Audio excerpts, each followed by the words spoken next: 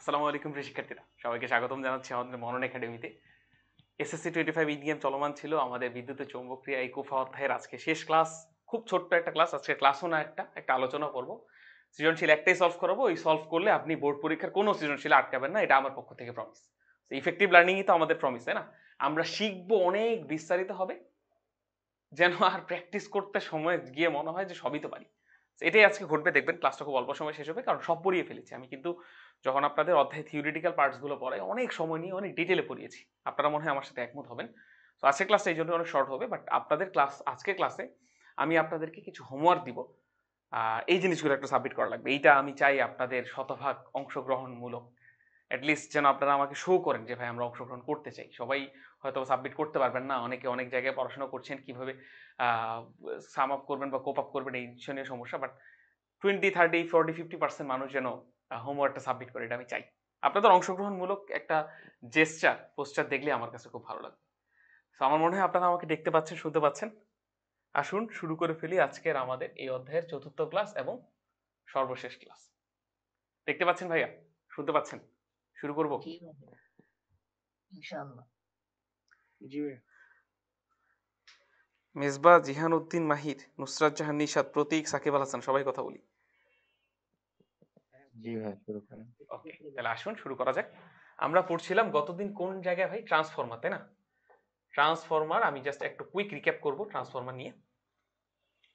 একদম আসেন quick recap করব, 2-4 মিনিটে ট্রান্সফরমার বুঝবো, then step up step down মনে হয় পড়ানো হয় না কতদিন, ওটা একটু পড়িয়ে নিয়ে আমি সৃজনশীল সলভ করব।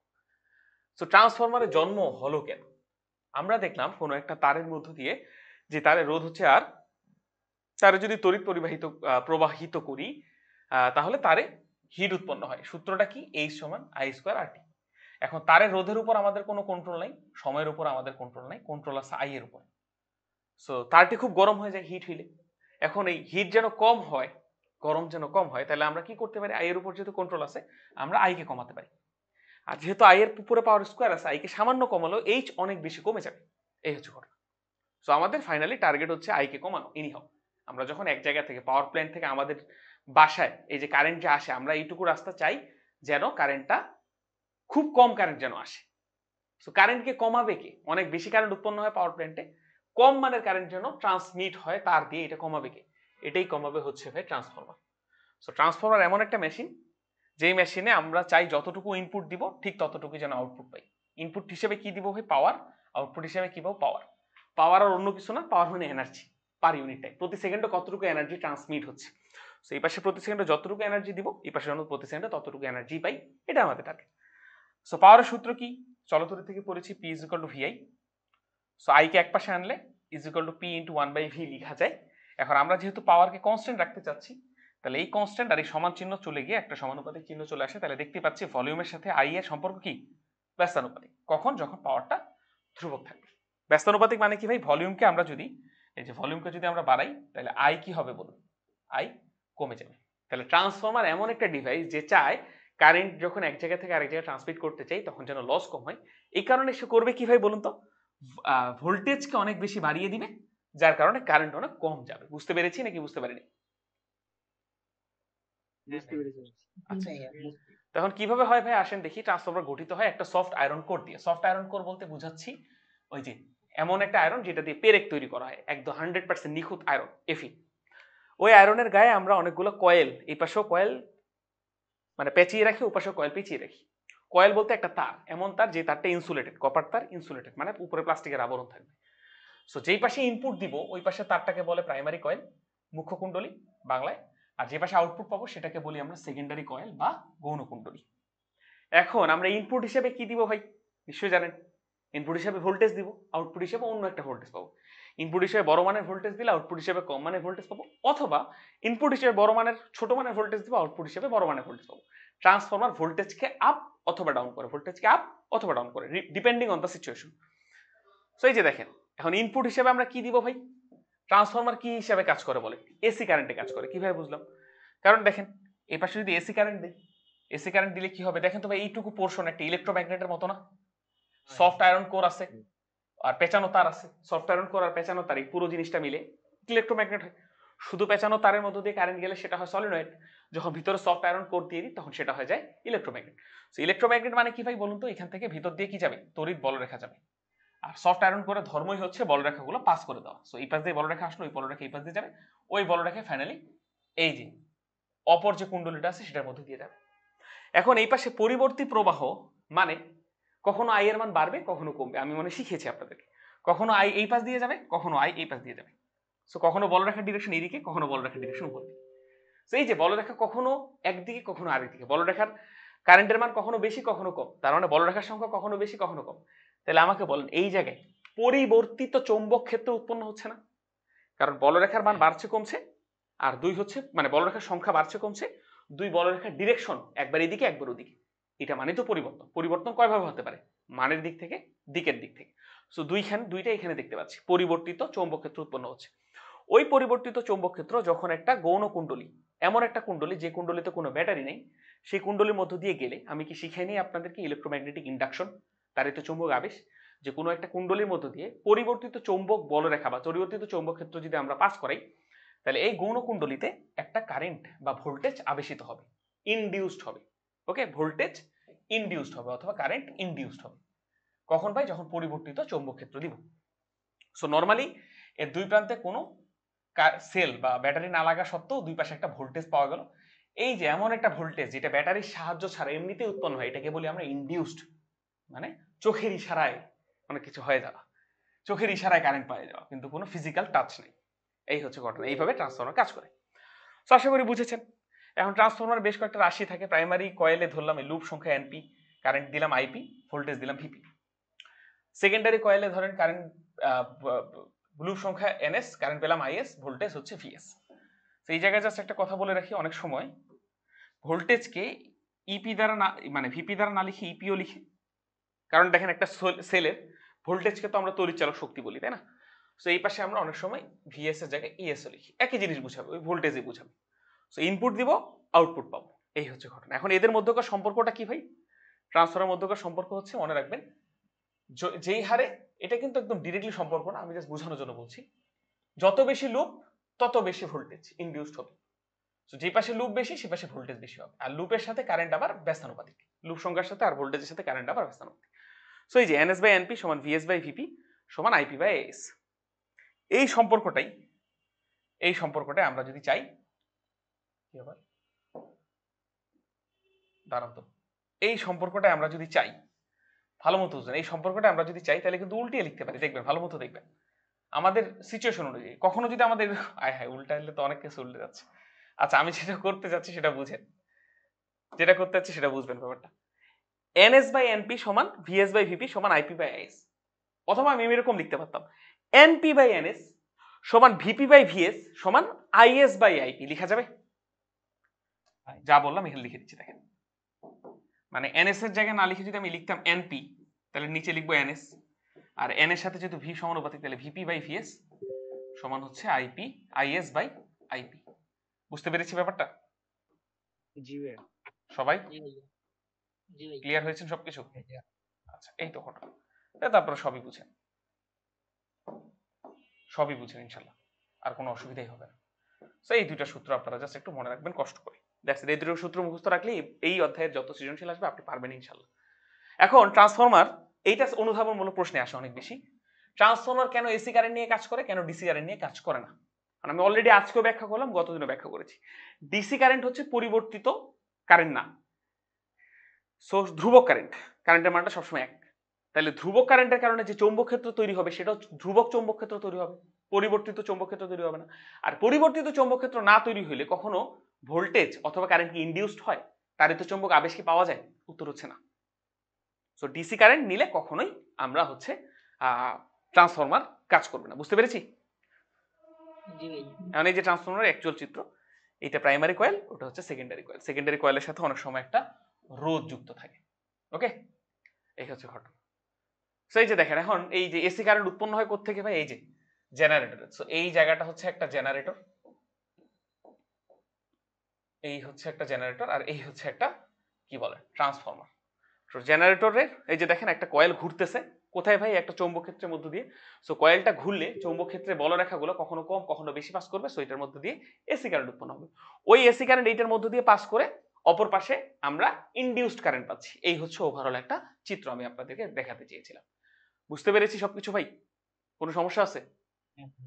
এখন আসেন আমি আপনাদেরকে রাজশাহী বোর্ডের 2024 সালের কোয়েশ্চেনটা সলভ করি এবং আগে বাড়ি। অধ্যায় শেষ ইনশাল্লাহ। প্রস্তুত সবাই? ভাইয়া বলুন, কোনো প্রশ্ন আছে এর মাঝে? আচ্ছা, আলহামদুলিল্লাহ। তাহলে দেখেন একটা ট্রান্সফরমার দেওয়া আছে, যার দেখেন অনেক কিছু দেওয়া আছে। কি দেওয়া আছে আমি একটু লিখে লিখে আপনাকে পড়াই।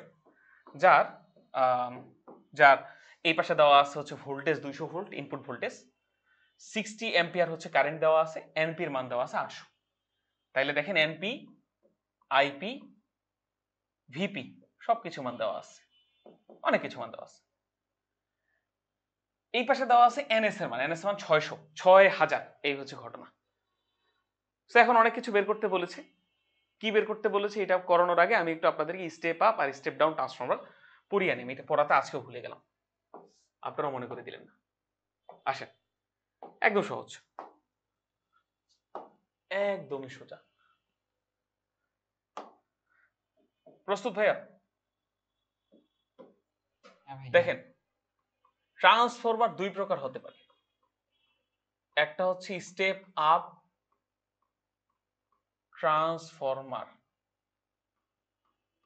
স্টেপ আপ ট্রান্সফরমার বলতে কি, ট্রান্সফরমার বলতে কি বোঝায় বলেন তো? স্টেপ আপ ট্রান্সফরমার বলতে কি ট্রান্সফরমার বোঝায়? আচ্ছা ভাই আগে আমাকে বলেন ট্রান্সফরমার কাকে আপ অথবা ডাউন করে? ভোল্টেজকে, তাই না? তাই স্টেপ আপ ট্রান্সফরমার এমন একটা ট্রান্সফরমার যে ভোল্টেজকে আপ করবে। সো আপ, ভোল্টেজকে আপ করা মানে কি? ইনপুটে যা দিবেন আউটপুটে তার থেকে বেশি পাবেন। সো স্টেপ আপ ট্রান্সফরমার মানে আউটপুট ভোল্টেজ অর্থাৎ সেকেন্ডারি ভোল্টেজ ইনপুট ভোল্টেজ অর্থাৎ প্রাইমারি ভোল্টেজের থেকে বেশি হবে। বুঝতে পেরেছি?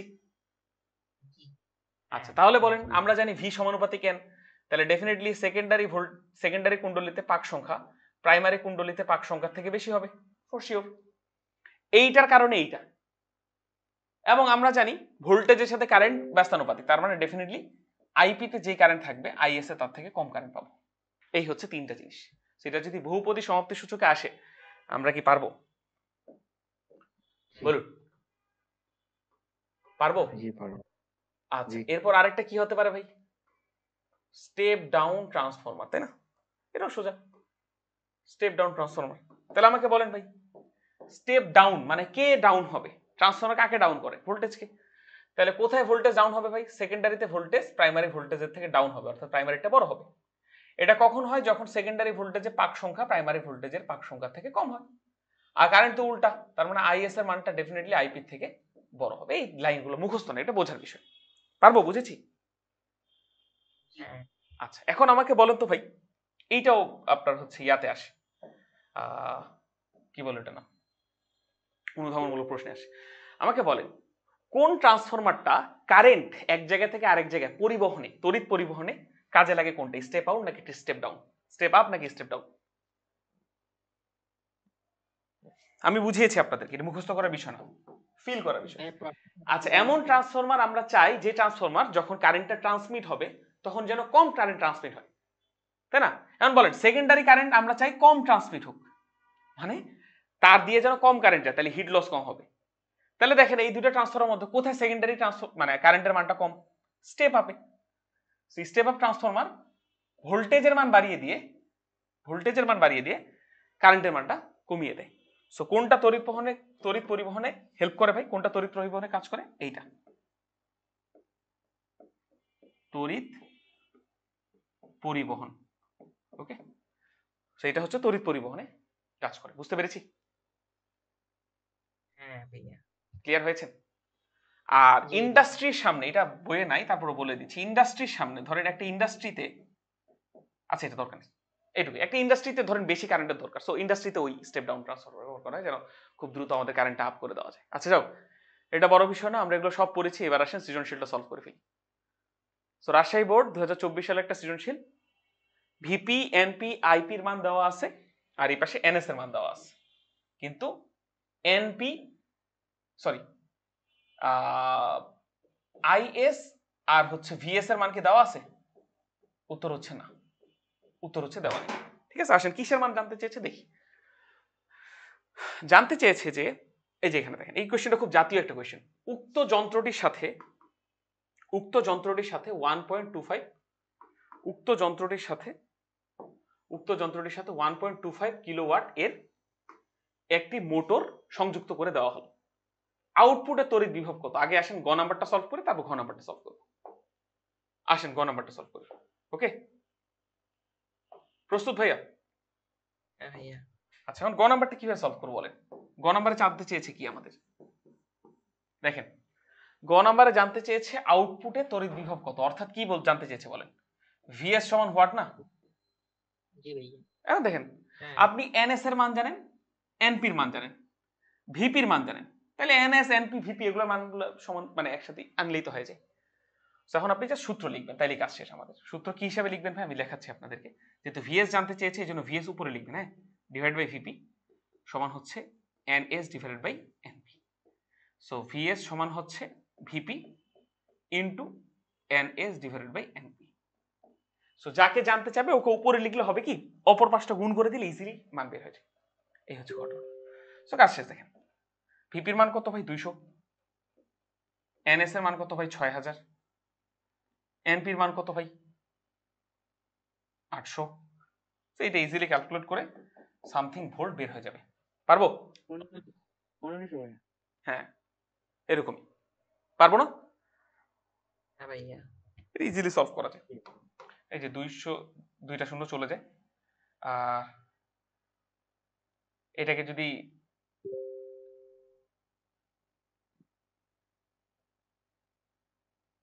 চার দ্বারা কাটি তাহলে এটা 50, আর এটা 2, 30 দ্বারা কাটলে এটা 30, 3 5 1500। এই হচ্ছে ঘটনা। আসেন ঘ নাম্বার কোশ্চেনটা সলভ করে ফেলি। ঘ নাম্বারটা জানতে চেয়েছে কি ভাই, তড়িৎ মোটরটি কার্যকর হবে কিনা, এই যে এই মোটরটা যে আছে এটা কার্যকর হবে কিনা। সো প্রশ্নটা কি জানতে চেয়েছে ভাই, আমরা আসেন দেখি একটু সলভ করা ট্রাই করি।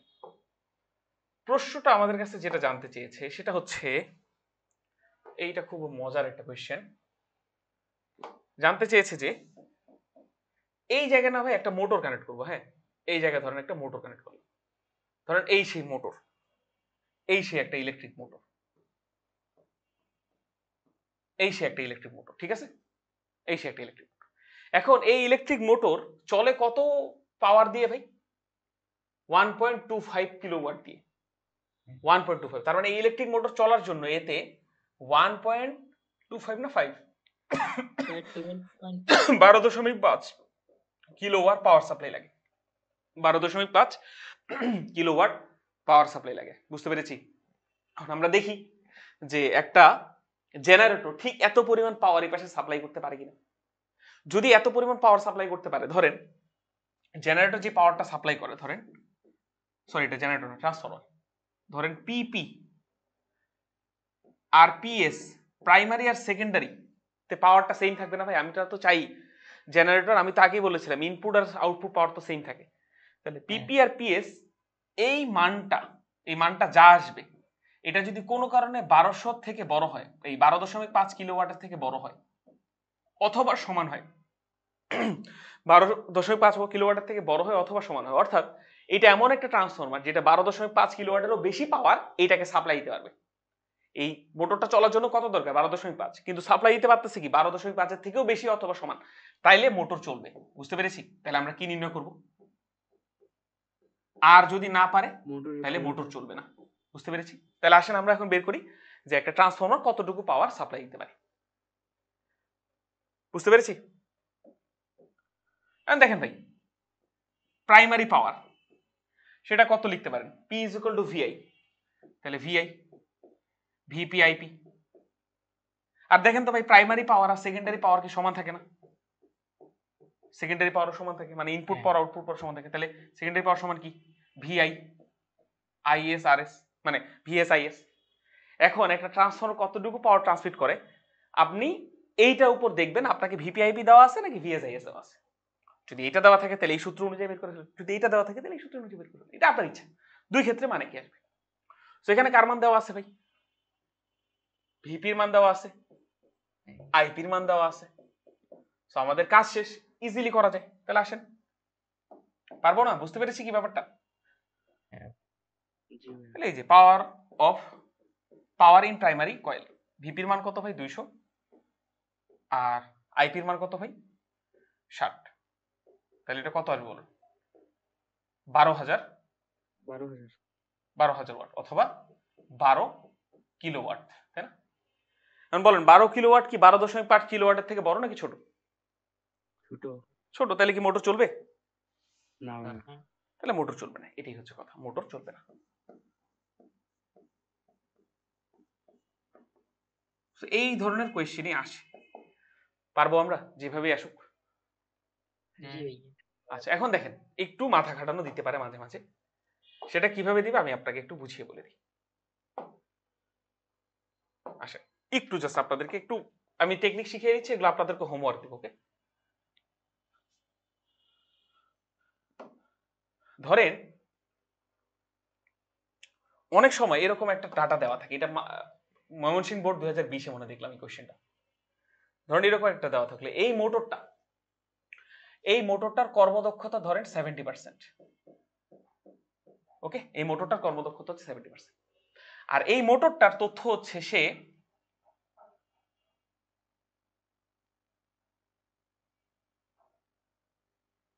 ধরেন 2 কেজি পানি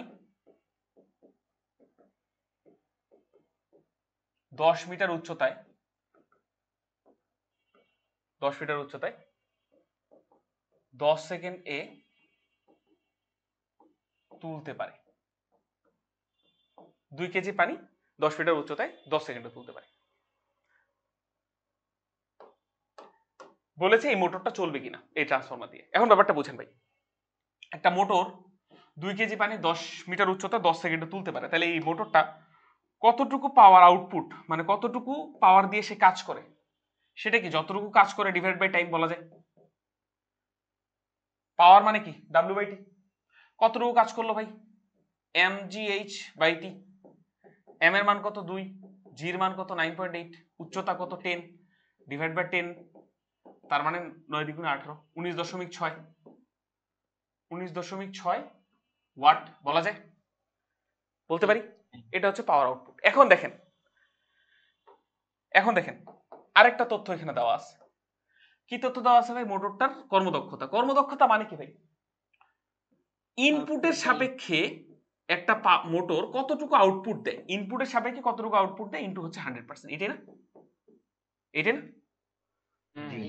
তাহলে দেখেন ব্যাপারটা, এই মোটরটা 19.6 ওয়াট পাওয়ার দিয়ে কাজ করে, কিন্তু তাকে 19.6 ওয়াট যদি ক্ষমতা দেওয়া হয় বা এতটুকু পাওয়ার যদি তাকে দেওয়া হয়, সে কাজ করতে পারবে না। তার থেকে বেশি তাকে দেওয়া লাগবে। ধরেন বেশি দেওয়া লাগলো 19.6 কাজ করতেছে না, ধরেন একে দেওয়া লাগবে 25 ওয়াট ইনপুট দেওয়া লাগবে 25 ওয়াট। এর মধ্যে সে 19.6 কে কাজে লাগাবে, বাকি 30% কি হবে? লস হবে। বুঝতে পারলাম? তাহলে এখান থেকে আমরা ইনপুট পাওয়ারের মানটা বের করে ফেলবো। ইনপুট পাওয়ারের মানটা কিভাবে বের করা যায়? এই পাশে গুণ করেন। তাহলে পি আউটের মান হচ্ছে 19.6 ডিভাইড বাই 70 ইনটু 100। সো একটা মান চলে আসবে না ভাই? সামথিং ওয়াট আসবে তো? আসবে। সো আপনার এখন বের করা লাগবে এই মোটরটা চলবে কিনা। প্রশ্ন হচ্ছে একই প্রশ্ন, এই মোটরটি চলবে কিনা। তখন আপনাকে বের করা লাগবে এই মোটরের যে পাওয়ার, সেটা পিপি অথবা পিএস, এই পাওয়ারটা পি ইনপুটের থেকে বড় অথবা সমান হওয়া লাগবে, তাহলে মোটর চলবে, আদারওয়াইজ চলবে না। আমি কি বোঝাতে পেরেছি? এই প্রশ্নটা আছে, আমি জাস্ট আপনাদেরকে কিন্তু থিমটা বুঝালাম, প্র্যাকটিস আপনাদের করা লাগবে। এই প্রশ্নটা আছে হচ্ছে ময়মনসিংহ বোর্ড।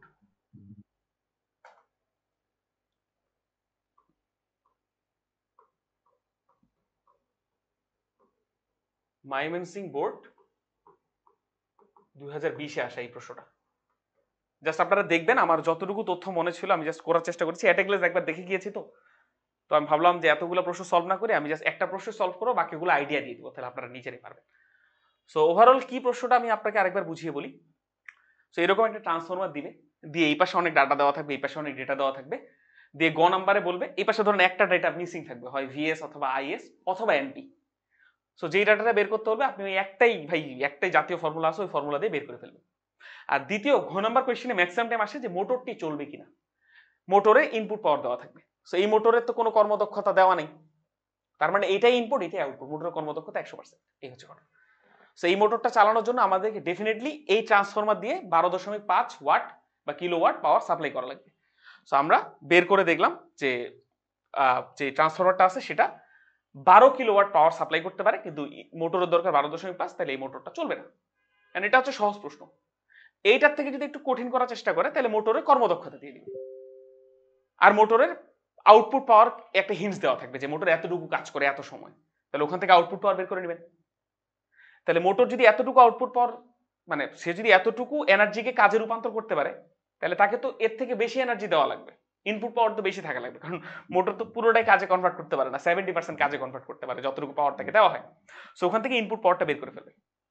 এরপরে আপনি দেখবেন এই ট্রান্সফরমারটা ইনপুট পাওয়ারের থেকে বেশি পাওয়ার সাপ্লাই দিতে পারতেছে কিনা, বেশি অথবা সমান। যদি সাপ্লাই দিতে না পারে তাহলে এই মোটরটা কাজ করবে না। বুঝতে পেরেছি? হ্যাঁ পারবো ভাইয়া? সবাই একটু কথা বলি। পারবো। পারবো। জি ভাইয়া পারবো। নুসরাত জাহান নিশাত একটু কথা বলো ভাইয়া। জি ভাইয়া পারবো। আলহামদুলিল্লাহ, তাই তো খুবই সহজ একটা বিষয়।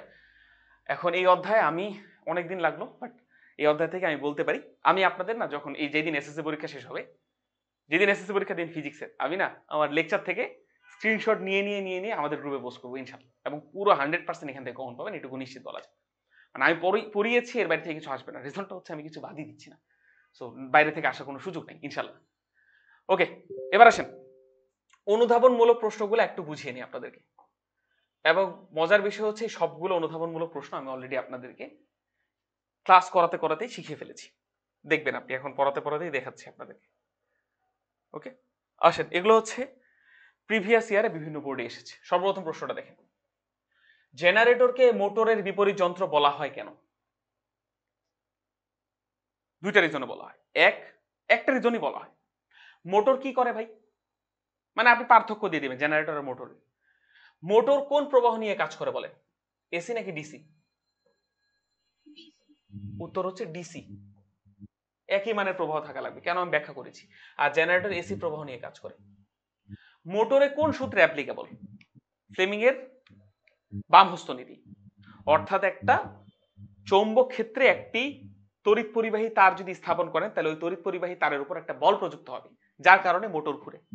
কিন্তু জেনারেটর কোন নীতিতে কাজ করে ভাই? তারই তো চৌম্বক আবেশ নীতিতে, যে কোনো একটা কুণ্ডলীর মধ্য দিয়ে পরিবর্তনশীল চৌম্বক ক্ষেত্র পাস করলে সেই কুণ্ডলীটা ঘুরে, এটা কি বলা হচ্ছে মোটর জেনারেটরের কাজ, তারই তো চৌম্বক আবেশ নীতি।